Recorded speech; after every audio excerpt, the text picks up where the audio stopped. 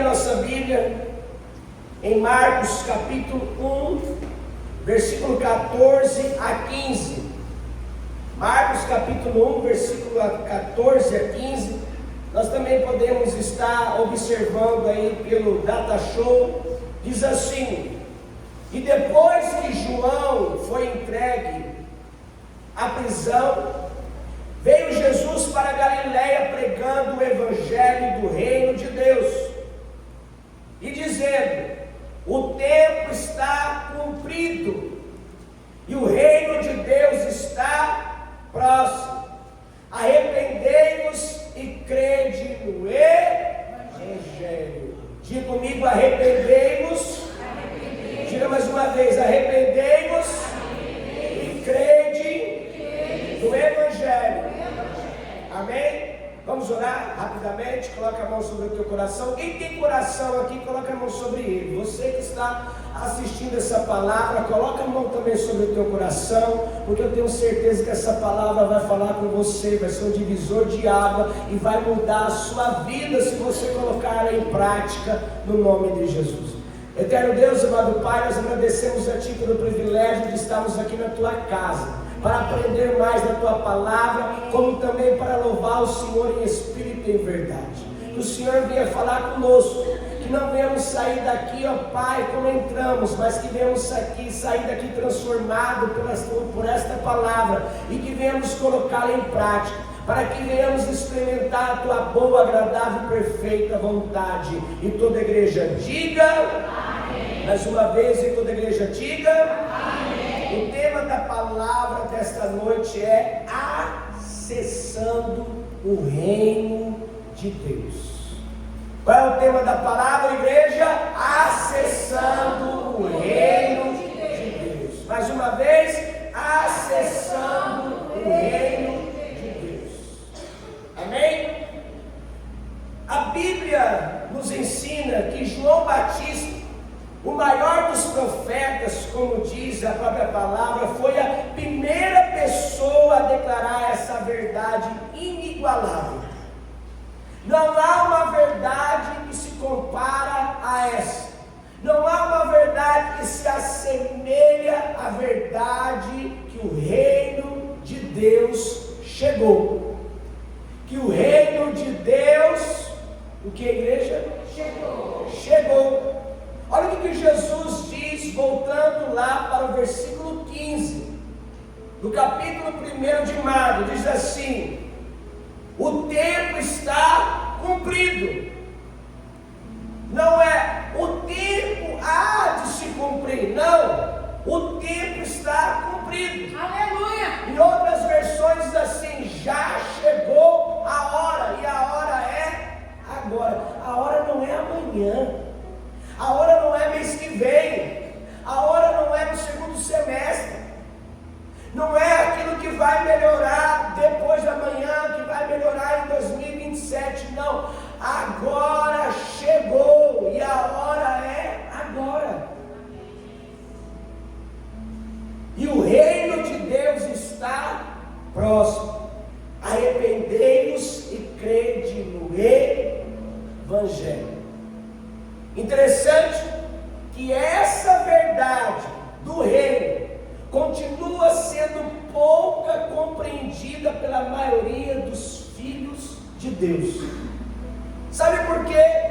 A maioria dos filhos de Deus não compreende esta verdade do reino como deveria compreender. É porque nós temos muitas prioridades na nossa vida e não priorizamos buscar conhecer mais da palavra de Deus dia após dia. Nós priorizamos rede social, nós priorizamos seriado, nós priorizamos um bom bate-papo, nós priorizamos o nosso trabalho além do necessário diário, nós priorizamos tantas coisas, mas negligenciamos o estudo da palavra, negligenciamos o nosso tempo a sós com Deus, negligenciamos uma vida de oração. Então, como é que nós vamos ter um conhecimento não abstrato, não metafórico,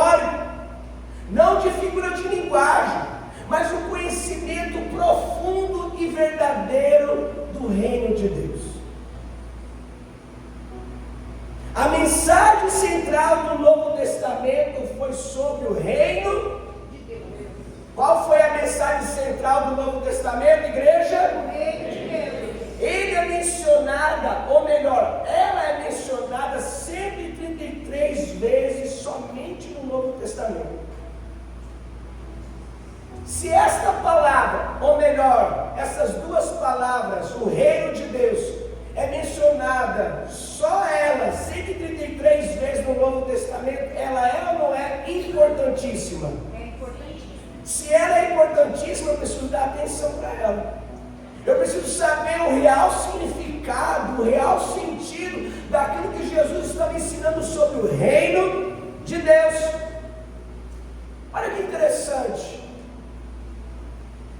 Lucas capítulo 4, versículo 17 a 19, nós aprendemos o seguinte: então lhes deram o livro do profeta Isaías, e abrindo o livro, achou o lugar onde estava escrito: o Espírito do Senhor está sobre mim, pelo que me ungiu para evangelizar os pobres, enviou-me para proclamar libertação aos cativos e restauração da vista aos cegos, e para pôr em liberdade os oprimidos, e apregoar o ano aceitável do Senhor. Diga comigo: para apregoar. Diga com fé, igreja: para apregoar o ano aceitável do Senhor. Amém? O que aconteceu aqui? Aconteceu o seguinte: Jesus já tinha sido batizado, Jesus já tinha sido levado pelo Espírito Santo até o deserto. Lá ele foi tentado 3 vezes. Em nenhum momento Jesus ele aceitou o tentador seduzi-lo. Ele não aceitou o tentador manipulá-lo, mas ele confrontou o tentador com a palavra. Diga comigo: eu preciso confrontar. Eu preciso confrontar a tentação, a oposição com a palavra. Sabe como é que você vence a oposição? Eu falo aqui, não é oposição de pessoas. Eu não estou falando aqui oposição no seu trabalho, oposição na sua faculdade, oposição seja onde for. Eu estou falando de uma oposição espiritual. Eu estou falando de uma oposição emocional, sentimental, psicológica, que diz que você não vai vencer, que diz que você não vai ganhar, que diz que você é uma pessoa derrotada, é uma pessoa perdida, é uma pessoa fracassada, é o passado querendo definir quem você é. Toda essa oposição, você precisa realmente confrontá-la com a palavra. Amém. Enquanto ele diz tudo isso para você, você rebate ele assim: eu sou filha de Deus, eu sou revestida do alto com autoridade, o meu pai me vê como menina dos olhos dele. Isso é claro, as mulheres dizendo, o homem não vai falar isso. O homem vai falar: eu sou um homem ungido, eu sou um homem abençoado, eu tenho uma nova natureza, agora não vive mais eu, agora Cristo vive. Cristo vive aonde, igreja? Cristo não vive no irmão que está ao seu lado apenas. Cristo vive em você, vive em nós, vive em mim. Então Jesus ele saiu do deserto e ele começou a ir até as ovelhas perdidas da casa do seu pai. Mas antes de ele anunciar o evangelho do reino, sabe onde que Jesus foi? O primeiro lugar que Jesus foi, Juliana, ele foi numa sinagoga.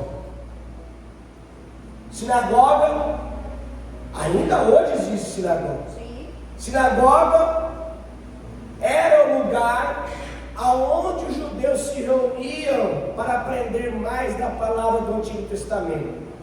A sinagoga ela foi criada após a destruição do templo. Por isso que se chama sinagoga, já que não tem templo, porque o templo ele foi destruído 2 vezes, e ele foi reconstruído somente uma vez, e estão tentando querer reconstruir ele pela 2ª vez. Então, como não tem templo, nós precisamos do quê? De uma sinagoga. Então Jesus, ele foi até a sinagoga, mas naquela época também já existia o templo. Mas por que já existia o templo, pastor? Porque lembra que o templo foi destruído uma vez no Antigo Testamento? Então quando chegou um dos imperadores, que eu não estou lembrado o nome, ele reconstruiu o templo. Mas já existia o que? As sinagogas. Então existia nessa época de Jesus o templo e a sinagoga. Aonde que a sinagoga ficava? Diga comigo, fora da capital, Jerusalém. Então você vai ter que aprender, você tem que entender o contexto histórico. Diga comigo, a sinagoga ficava fora da capital de Jerusalém. Amém? E aonde ficava o templo do Senhor nessa época? Onde que ficava, igreja? Diga comigo, em Jerusalém. A sinagoga não fica fora da capital? Se ela fica fora da capital, aonde o reino, aonde o templo aqui está estabelecido? Em Jerusalém. Então Jesus aqui não está em Jerusalém, porque ele está no início do ministério. Jesus, ele não começou o ministério em Jerusalém, ele começou o ministério no interior. Nós aprendemos que Jesus, ele não foi direto para o centro religioso, ele não foi direto para o centro político da época, a nível Israel local. Jesus, ele foi nas pequenas aldeias, nos pequenos povoados. Jesus, ele veio para os pequenos. Aleluia! Jesus, ele veio para aqueles que acham que não tem condição nenhuma para vencer. Jesus veio para aqueles que dizem: Senhor, se não for pela tua graça, pela tua misericórdia, o que será de mim? Jesus veio para você. Ele veio para mim. Então, quando Jesus entrou na sinagoga, presta atenção, visualize aí com sua mente, você que está assistindo. Naquela época era o seguinte: eles não tinham a Bíblia como nós temos hoje, amém? Eles tinham o quê? Eles tinham papiro e eles tinham o rolo dos livros do Antigo Testamento. Não todos, mas eles tinham. E eles estão agora com o rolo, com o papiro. Então, um rolo grande, um papel grande, que desenrola, que abre, escrito manualmente. E todas as vezes que a sinagoga era aberta, e era aberta todos os dias, algum homem tinha que ler uma passagem da palavra. Interessante que quando Jesus foi, não estava no livro de Moisés, não estava, pastor Abraão, no livro de Daniel, não estava no livro de Lamentações, estava no livro de Isaías. Não estava no começo de Isaías, não estava no final de Isaías, estava no versículo certo. Por quê? Porque o tempo se cumpriu. Aleluia! Jesus, ele começou a ler o versículo certo. Eu fico pensando assim, a pessoa que lê os versículos anteriores, ele deve falar assim: rapaz, ele foi ler os versículos que o outro ia ler após de mim, e aos versículos que fala sobre o Messias, que fala sobre ele mesmo. É ou não é interessante? É ou não é de Deus Jesus chegar em Isaías, na hora que vai falar sobre quem? Sobre Deus, que vai falar sobre o Espírito Santo, que vai falar sobre a pessoa dele. Olha que ele diz assim, voltando lá, ou melhor, vamos já para a parte final da frase, a respeito que já chegou o tempo, e o final ele fala assim: e apregoar o ano aceitável do Senhor. Quando é que começou o ano aceitável do Senhor? Foi 33 depois da ressurreição de Cristo? Não. Sabe quando é que começou o ano aceitável do Senhor? No momento que Jesus leu e disse: agora chegou a hora, o ano aceitável do Senhor. Aleluia! Sabe o que é o ano aceitável do Senhor? O ano aceitável do Senhor é o ano de hoje. O ano aceitável do Senhor foi o ano de ontem. O ano aceitável do Senhor é o ano de amanhã. O ano aceitável do Senhor é o agora, para mim e para você. Então nós temos que ter esse entendimento daquilo que Jesus realmente estava dizendo. Vamos aprender um pouco mais a respeito do reino de Deus. A mensagem central de Jesus durante todo o seu ministério foi o reino de Deus. Qual foi a mensagem central de Jesus durante todo o seu ministério, igreja? O reino de Deus. Será que a mensagem central dele foi falando sobre prosperidade? Será que a mensagem dele foi falando sobre cura? Foi falando sobre milagre? Foi falando sobre tantas coisas que hoje as pessoas estão discorrendo na internet, discorrendo na igreja, discorrendo em tantos lugares, sendo que Jesus, ele ministrou a sua mensagem central, o reino de Deus. Olha o que diz aí o versículo, diz assim, Mateus capítulo 6, versículo 33, diz assim, está aí no slide: busque, pois, em primeiro lugar o reino de Deus e a sua justiça, e todas essas coisas serão acrescentadas a vocês. Mateus 6, 9 e 10, Jesus diz assim: santificado seja o teu nome, venha o teu reino, seja feita a tua vontade, assim na terra como no céu. Até mesmo quando Jesus vai falar sobre a importância da oração e vai ensinar os discípulos a orar, ele fala sobre o que, igreja? Não, você não está entendendo. Diga comigo, ele fala sobre o reino. Ele fala sobre o reino. Fala assim: desperta, tu que dormes. Não bate aí no peito, desperta, tu que dormes. Ei, você tem que despertar a sua consciência, o seu subconsciente, despertar o seu entendimento para a verdade da boa nova do reino. A sua mente está aqui: Senhor, e agora? Tem problema para resolver amanhã. Senhor, e agora? Tenho coisas para resolver amanhã. Senhor, e agora? Como é que está a minha família? Como é que está o meu marido? Mas o Senhor está falando para você: ei, mantenha o foco na palavra. Mantenha o foco naquilo que é o pão da vida. Mantenha o foco naquilo que vai transformar você amanhã. Não, hoje, porque o ano aceitável do Senhor é agora. Aleluia. Agora presta atenção. O porquê muitas vezes Jesus falava sobre o Evangelho. Presta atenção. Porque muitas vezes Jesus falava sobre o Evangelho. Olha o que nós aprendemos quando nós estudamos um pouquinho de história. O Evangelho no Império Romano representou uma mensagem contracultural de salvação e paz proporcionada pelo Império. Era uma proclamação de boas novas, inicialmente associada às vitórias do imperador e de seus generais. Preste bem o contexto. Israel estava inserida em um ambiente onde o Império Romano governava. Não foi Jesus que criou a palavra evangelho, porque a palavra evangelho significa boas novas. Quem criou a palavra evangelho não foi nem os romanos, foram os gregos. Diz um ditado assim: os romanos conquistaram os gregos pela espada, e os gregos conquistaram os romanos pela filosofia. Quem está entendendo?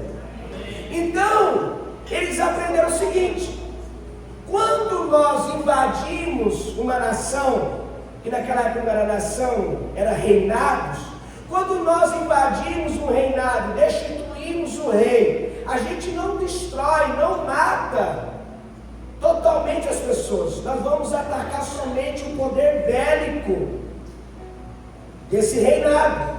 Vamos destituir o rei, nós vamos destituir os seus ministros, e destituir aqui na época do Império Romano era, nós vamos destituir, mas nós vamos manter o povo. Por quê?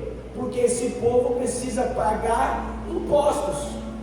Esse povo tem que sustentar o império. O império, ele era constituído por milhares de pessoas. Só para você entender, Roma, capital, naquela época, ela tinha mais de 2 milhões de pessoas. É gente ou não é? Como que o império vai sustentar esse povo todo? Como que o império vai proporcionar segurança? Porque o soldado não vai ficar trabalhando de graça, vai trabalhar de graça. Por mais que ele está ali arregimentado no exército, aquele soldado ele era compensado pelo império. Então eles precisam o quê? Precisam de dinheiro. Então quando a gente expande o império, a gente não destrói as civilizações, a gente apenas destrói, aniquila, a gente destitui os seus governantes. Quando Roma já tinha destituído os seus governantes, os centuriões, as guardas romanas chegavam até as cidades e reunia todo o povo. Agora eles vão abrir a carta que vem direto de Roma, que vem escrita pelo imperador César, e vem dizer: esse é o Evangelho de Roma.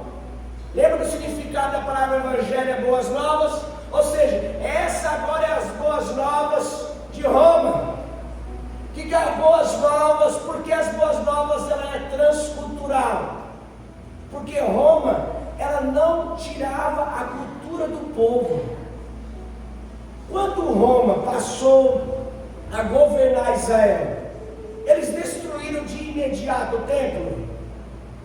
Eles fizeram que os judeus parassem de adorar o Senhor? Fizeram, igreja? Não. Por quê? Porque Roma é transcultural. Ou seja, ela permite que o povo mantenha a sua cultura. Mas a cultura de Roma está acima da cultura desse povo. Eles permitem, desde que a cultura não vá contra a cultura de Roma. Qual era a cultura de Roma na época? A cultura de Roma era essa: a questão de eles manter a paz na região, a cultura de manter a civilidade entre os seus habitantes, e a cultura de obedecer o império, porque até aqui ainda não havia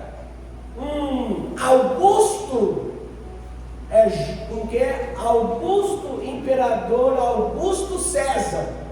Augusto César foi ele que iniciou a cultura que todos os povos deveriam reverenciar ele como Senhor e ser adorado. Então nessa época ainda não existia esse imperador, era outro imperador, porque ainda não tinha chegado a vez dele. Então nós aprendemos que eles estão anunciando o evangelho deles. Agora Jesus, o que ele faz? Jesus ele vai fazer uma conexão. Esse povo aqui, Israel, porque Jesus ele fala tanto para o povo de Israel, como ele fala para todos entenderem a mensagem do evangelho. Quem que está entendendo? Ou seja, todo mundo tem capacidade cognitiva para entender a mensagem do evangelho. Amém. Amém? Então Jesus ele faz o link, a conexão. Ele sabe o que é evangelho. Então agora eu vou falar sobre o evangelho, mas eu vou falar o evangelho de um outro reino. Não, você não entendeu. Quem está tendo revelação aqui? Eu estou. Ei, este reino humano que destruía, que era violento, que tomava as nações pela força e instaurava uma falsa paz, ele tinha o evangelho dele. Mas Jesus vem falar assim: não, mas eu tenho um evangelho verdadeiro. Aleluia! Eu tenho a boa nova verdadeira. Enquanto os romanos reuniam todo o povo, e os centuriões vinham e falavam assim: eis a boas novas de Roma. Jesus veio e falou assim: eu cheguei agora com a boa nova do meu Pai. Aleluia! Eu cheguei com a boa ao seu lado assim: Jesus, ele tem uma boa nova. Diga mais uma vez: Jesus tem uma boa nova. Jesus tem uma boa nova. Ei, igreja, a boa nova de Jesus não é um carro 0 quilômetro. A boa nova de Jesus não é uma casa no Belvedere. A boa nova de Jesus não é um salário de 10, 15, 20 mil reais. A boa nova de Jesus não é você ser milionário jogando na bet, jogando na loteria. A boa nova de Jesus é o evangelho do reino. Enquanto eles estão apregoando uma falsa paz, eu venho trazer a paz que excede todo entendimento. E quando eles dizem para você ser feliz por intermédio da bebida, por intermédio da droga, eu venho para dizer: a felicidade, a alegria é só dada por intermédio de mim.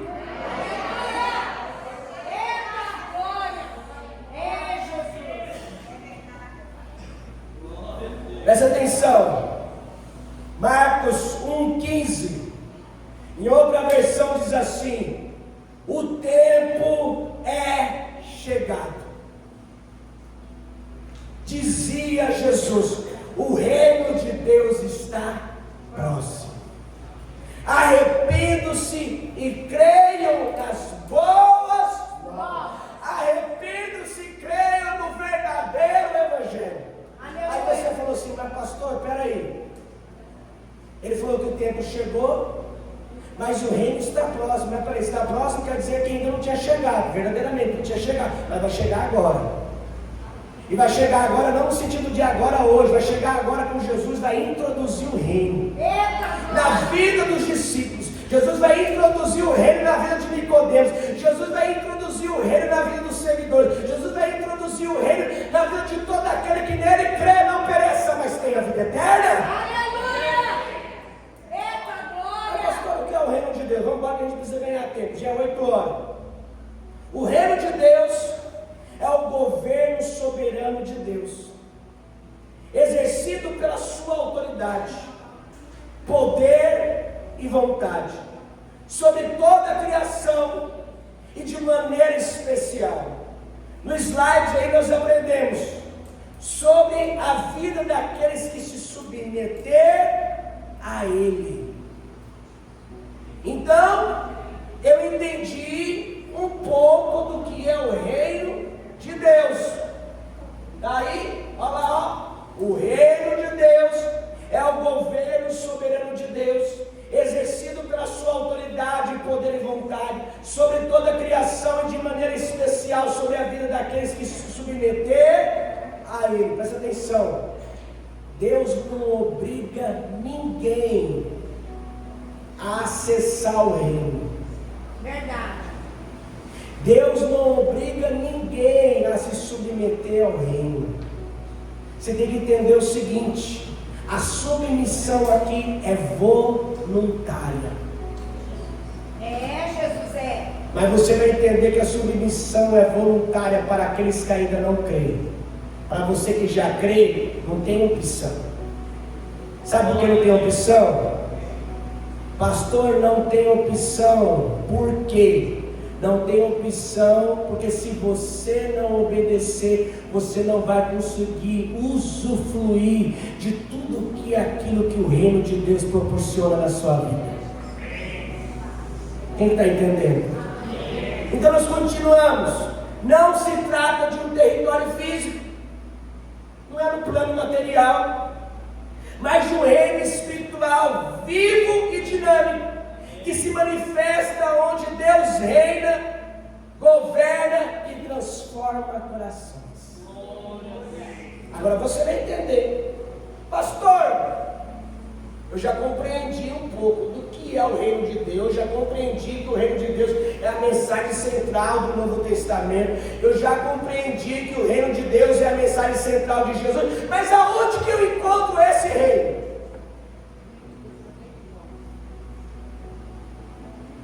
Olha o que diz aí, Lucas capítulo 17, versículo 20, diz assim: interrogado pelos fariseus sobre quando viria o reino de Deus, Jesus lhe respondeu: não vem o reino de Deus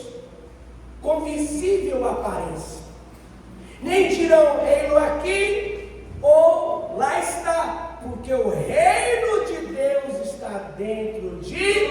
Aleluia! Presta atenção. Jesus não falou que chegou a hora? Jesus não falou que o reino está próximo?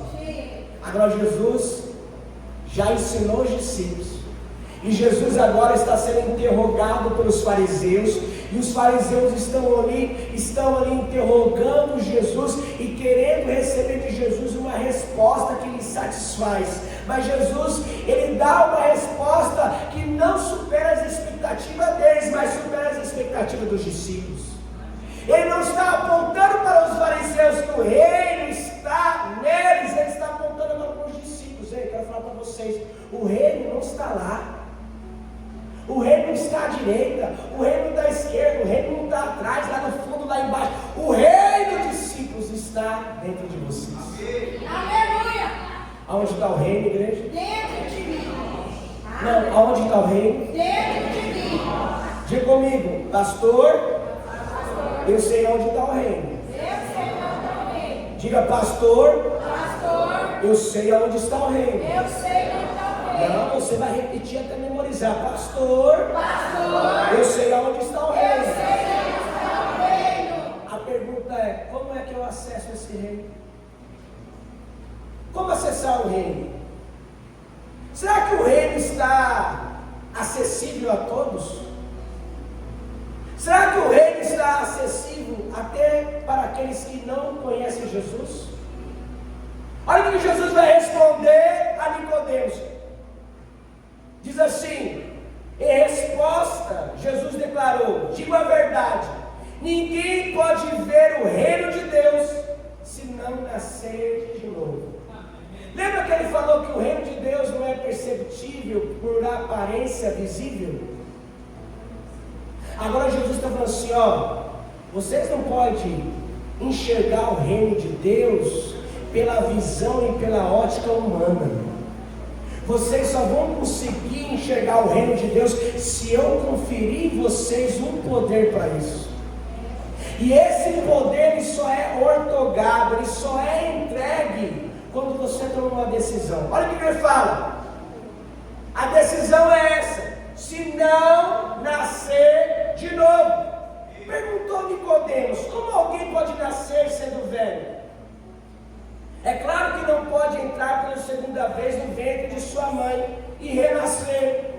Respondeu Jesus: digo a verdade, ninguém pode entrar no reino de Deus se não nascer da água e do Espírito. O que nasce da carne é carne, mas o que nasce do Espírito o que nasce do Espírito é Espírito.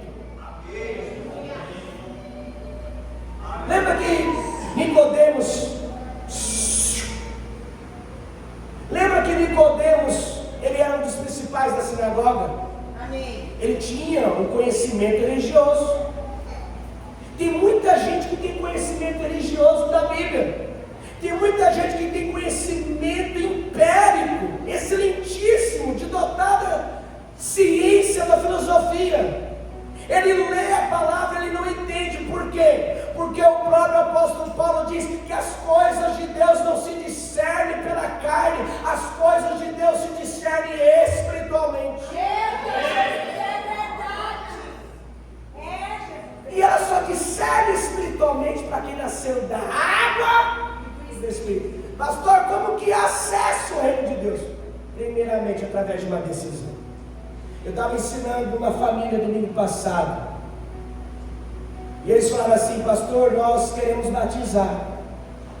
Pastor, eu já aceitei Jesus, eu preciso aceitar de novo? Não. Você precisa apenas reconhecê-lo como seu Salvador e Senhor. E sabe aonde nós reconhecemos Ele como Senhor e Salvador? Aquele que não me confessar publicamente diante dos homens, eu não confessarei diante do meu Pai que está nos céus. Diga comigo, o batismo é uma confissão pública da minha fé em Cristo Jesus. Então Jesus está falando para Nicodemos: se você quer acessar o reino, só há uma maneira. Você precisa nascer de novo. Você precisa ter esse entendimento. Você que está assistindo essa palavra, você que ainda não nasceu de novo, você que está aqui e não é batizado, você que ainda não nasceu de novo, você não conseguirá discernir aquilo que a palavra de Deus está querendo te ensinar se você não nascer de novo. Você não conseguirá ter o reino de Deus dentro de você se você não nascer de novo. E Deus, Ele impõe essa verdade não porque Ele é mau.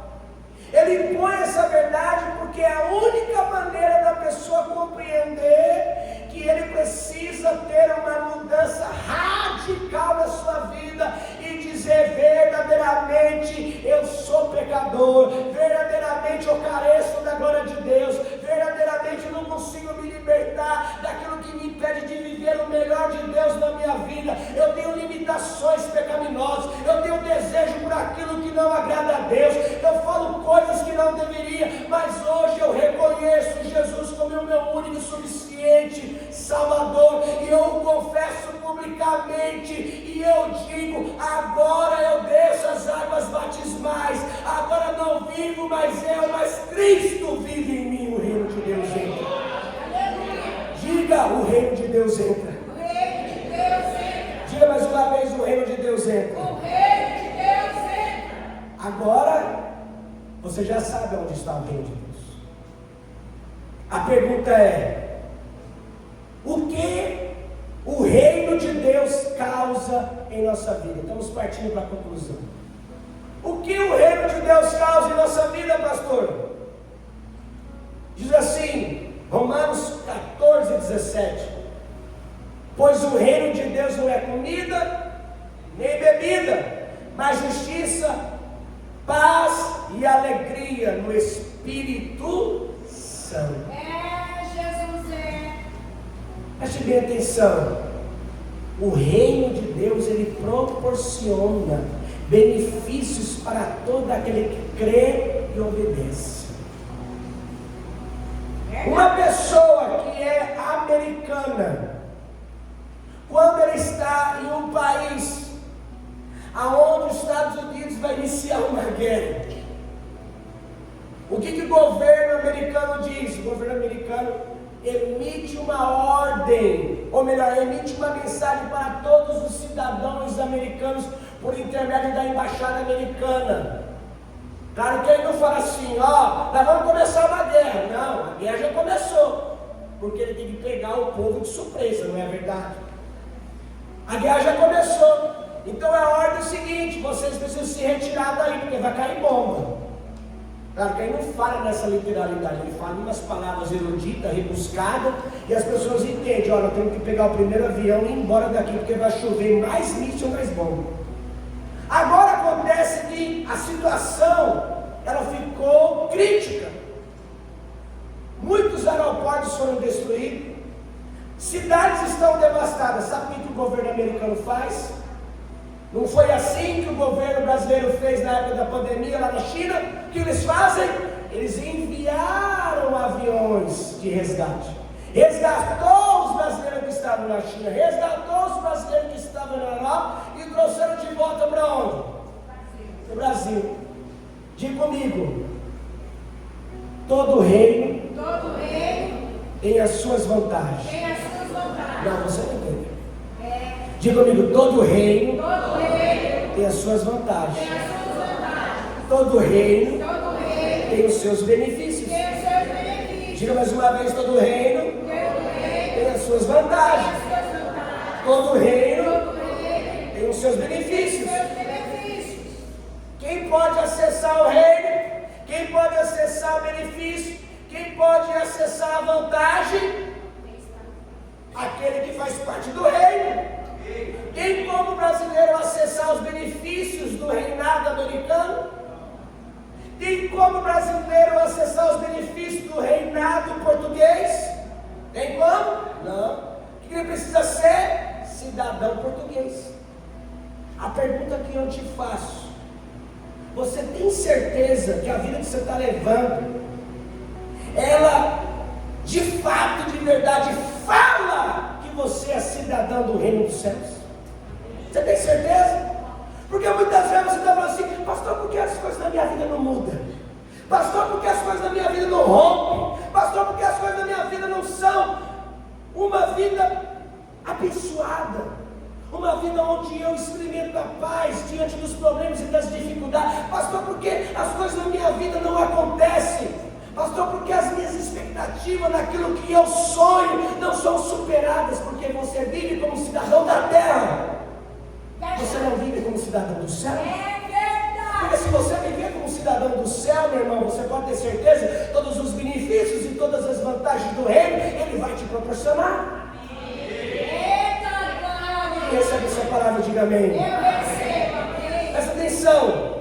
O reino de Deus causa transformação interna e externa, trazendo justiça, paz e alegria no Espírito. Ele estabelece o governo de Deus, aonde, igreja? Gera arrependimento, transforma atitudes. Peraí, cadê? Gera arrependimento. É porque aqui no meu aqui subiu, viu, irmão?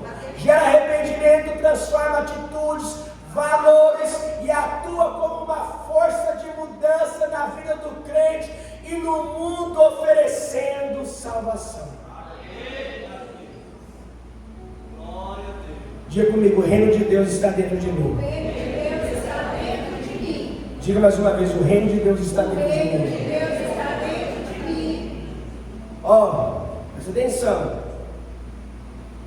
O último slide encerra, mas vamos recapitular. A recapitulação é essa. A mensagem central do Novo Testamento é o reino de Deus. A mensagem central de Jesus foi sobre o reino de Deus. Jesus ensinou que o reino de Deus não vai chegar, ele já chegou.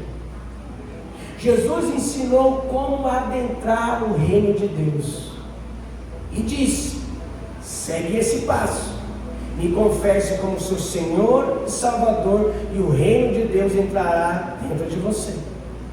Jesus disse como nós temos o reino de Deus dentro de nós, ao ponto de experimentar os seus benefícios e vantagens.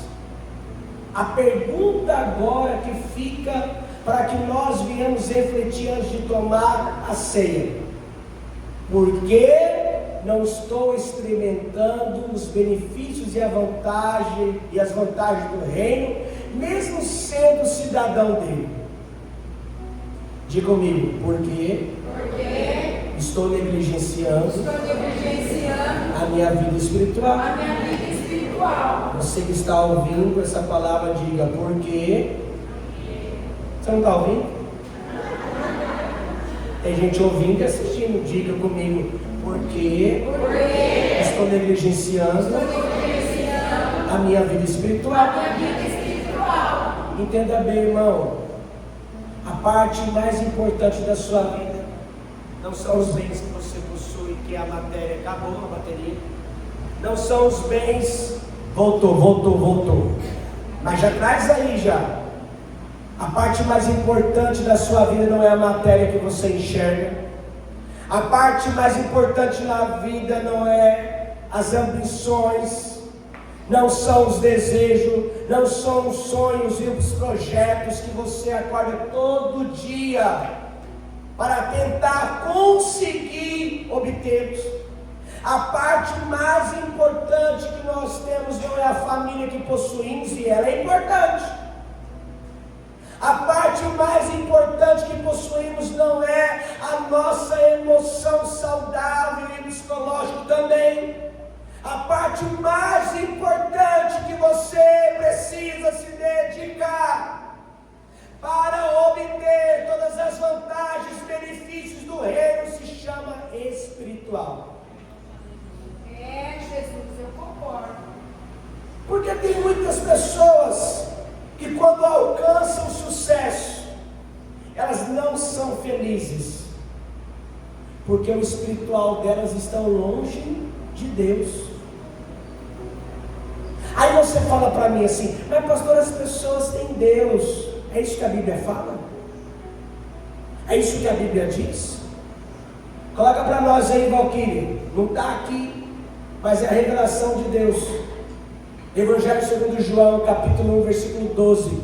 Vamos ler aqui, porque aqui não dá para ler.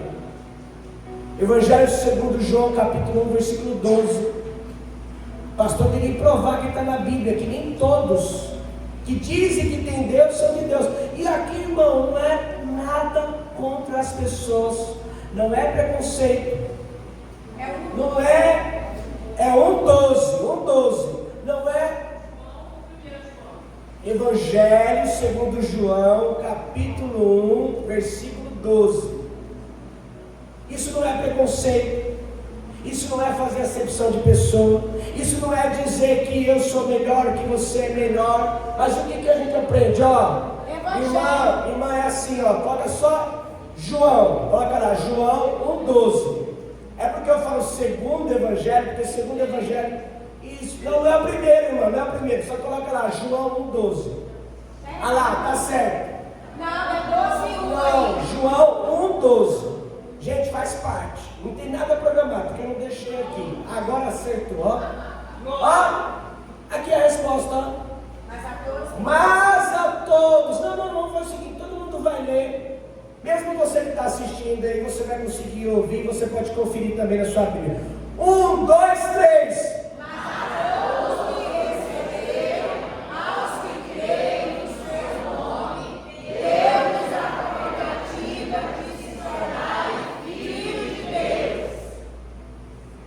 Ali a palavra está prerrogativa. Em outras versões da revista atualizada diz assim: mas a todos os que receberam e creram e o confessaram, deu-lhes o poder de se tornarem filhos de Deus. Diga comigo, pastor, eu só me torno filho de Deus se eu confessá-lo como Senhor e Salvador. Ou seja, lembra que o pastor falou que tem benefício? Lembra que o pastor falou que tem vantagem? Não adianta você saber que agora você é filho, se você não prioriza a parte mais importante da sua pessoa. A parte mais importante da sua pessoa não é matéria, a parte mais importante da sua pessoa não são emoções, não são sentimentos, a parte mais importante da sua pessoa é a parte espiritual. E você precisa saciar essa parte espiritual com Deus, porque aquele que de mim alimenta jamais o pastor João está respondendo. Aquele que de mim se alimenta jamais terá fome. Porque muitas vezes nós estamos tentando saciar a nossa fome com aquilo que a vida, para não dizer o mundo, oferece. Porque nós temos fome e nós estamos saciando essa fome com tantas coisas que o mundo oferece. E Deus está dizendo assim: a fome principal que você tem todos os dias para saciar é o meu pão da vida. Então, se você não buscar priorizar o espiritual, você não vai conseguir acessar os benefícios do reino, as vantagens do reino. E eu quero dar para você agora uma boa nova, para nós concluirmos. Hoje foi apenas a primeira mensagem sobre o reino. Todo domingo nós vamos aprender sobre o reino de Deus. Olha o que nós aprendemos no último slide. Desde os dias de João Batista até agora, o reino dos céus é tomado por esforço. Esforce-se em se apoderar dele.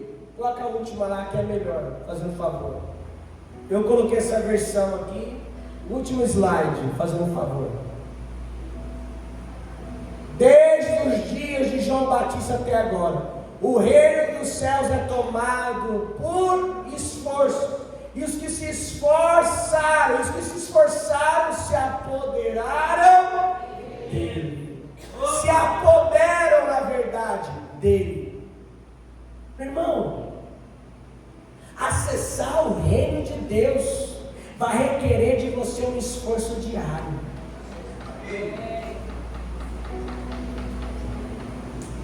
Você não faz esforço para assistir Netflix. Você não faz esforço para assistir dorama. Você não faz esforço para jogar no celular. Você não faz esforço para jogar videogame. Você não faz esforço para cuidar da vida alheia. Você não faz esforço para tantas outras coisas. Mas você faz esforço para trabalhar, sim ou não? Sim. Ou alguém aqui trabalha sem fazer esforço?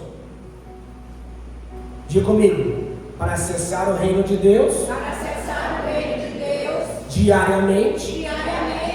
Dá trabalho. Dá o que, igreja? Trabalho.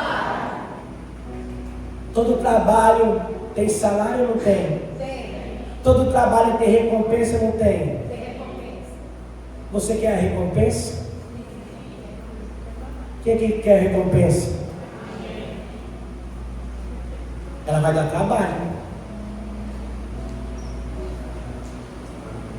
Ela vai dar o quê? Trabalho. Ah, pastor, mas peraí. Deve ser 8h30. Vamos encerrar, pastor? Vamos. Mas para isso você precisa compreender a mensagem do reino. Mas não foi confiado a mim o reino pela graça? Não foi confiado a mim todas as coisas pela graça? Eu não preciso fazer esforço nenhum. Eu não preciso orar. Eu não preciso jejuar. Eu não preciso viver em santidade. Eu não preciso obediência. Por quê? Porque foi dado tudo de graça. Mas eu quero dizer para você que precisa haver coerência com aquilo que nós pregamos. Não adianta nós falarmos do amor de Deus se nós não vivemos o amor de Deus em nossa casa. Precisa haver o quê? Coerência. Coerência. Muitas vezes, para que nós venhamos viver o amor de Deus em nossa casa, dá ou não dá trabalho? Dá ou não dá trabalho, igreja? Dá trabalho. Então você tem que entender que você não pode viver nos extremos. No extremo de se tornar uma pessoa religiosa, que eu preciso orar 2, 3 horas por dia, 4 horas por dia, porque se você orar 2, 3, 4 horas por dia, 5 horas por dia, eu vou te dar uma boa nova, irmão. Infelizmente, você não tem o que fazer dentro de casa.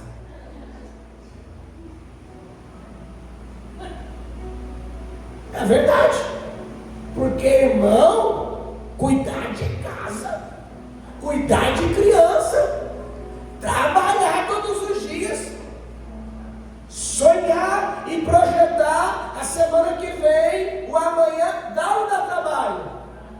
Não, mas o extremo diz o quê? A religiosidade diz o quê? Eu tenho que orar 2, 3 horas por dia. Eu tenho que passar devocional lendo a Bíblia. Eu tenho que ler 10 capítulos da Bíblia para que eu venha ser revestido de autoridade e de poder. Mas também tem um outro extremo. Ah, eu não preciso orar. Ah, eu não preciso ler a Bíblia. Ah, eu não preciso jejuar, porque tudo eu já recebi de graça. Diga comigo, precisa haver. Diga, precisa haver coerência. Precisa haver coerência. Agora eu vou falar além de coerência. Precisa haver o entendimento que a lei da semeadura, ela não foi retirada. Aquilo que você planta, você colhe. Eu encerro com essa palavra. Muita oração, ministério de louvor, muita oração. Não, é muita oração. Muita oração. Diga, muita oração, muito poder. Não, você agora vai acordar aí, já estamos encerrando. Diga, muita oração, muito poder. Pouca oração, pouco poder. Nenhuma oração,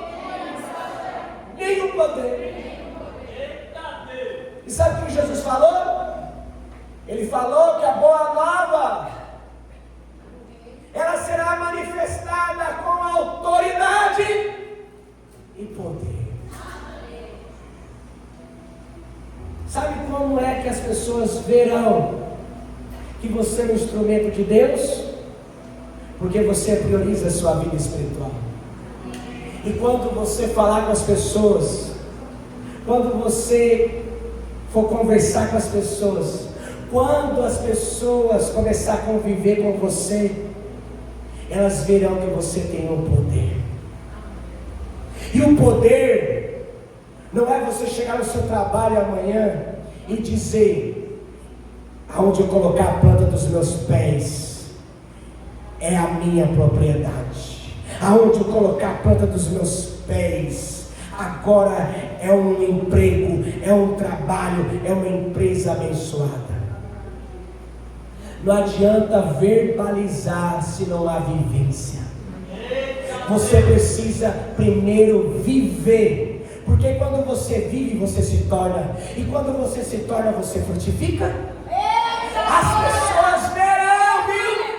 Ei, pega essa palavra. As pessoas verão o poder e a autoridade.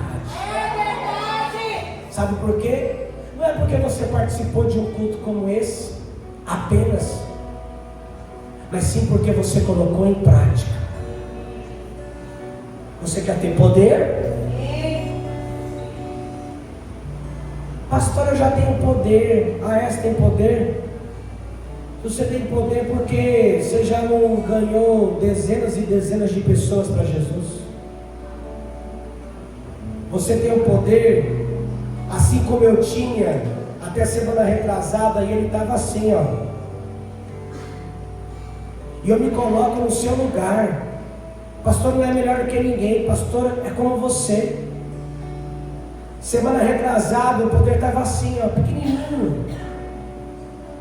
Mas sábado passado eu tive um encontro divino.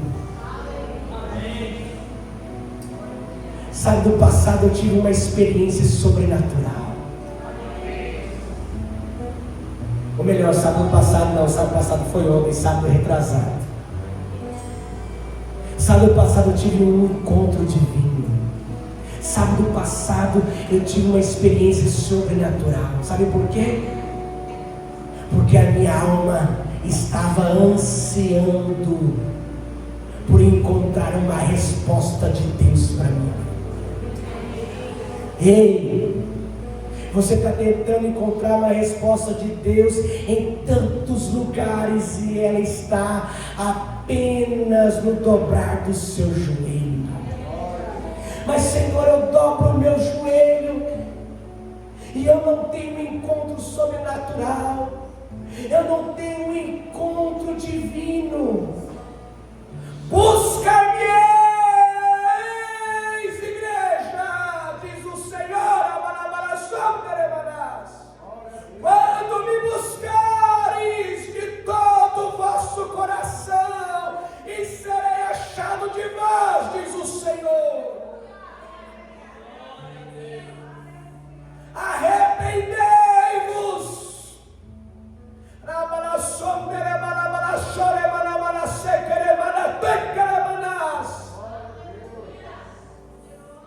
Porque é chegado e já chegou.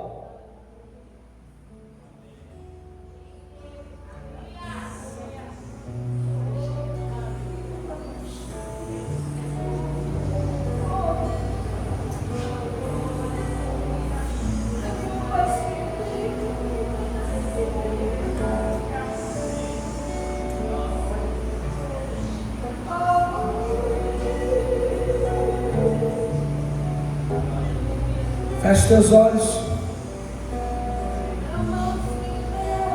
Coloca a mão sobre o teu coração. Repita comigo essa oração, Senhor Jesus.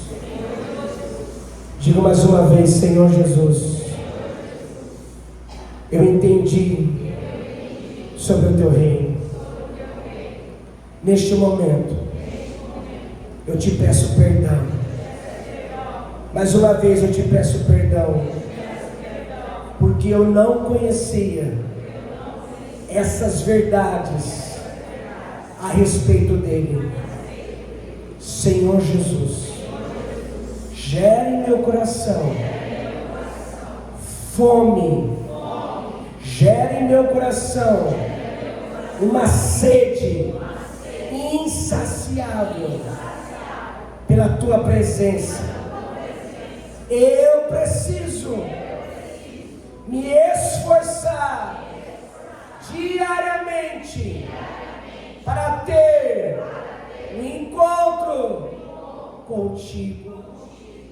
Coloque em mim, diga, coloque em mim fome pela tua palavra, fome pela tua presença, fome pela oração. Deus, diga Deus, nada é mais importante, nada ocupa o primeiro lugar do meu coração, a não ser o Senhor. Diga amém.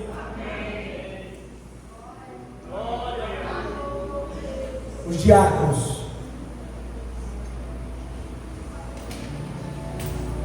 não se esqueça, não tenha medo, tenha fé.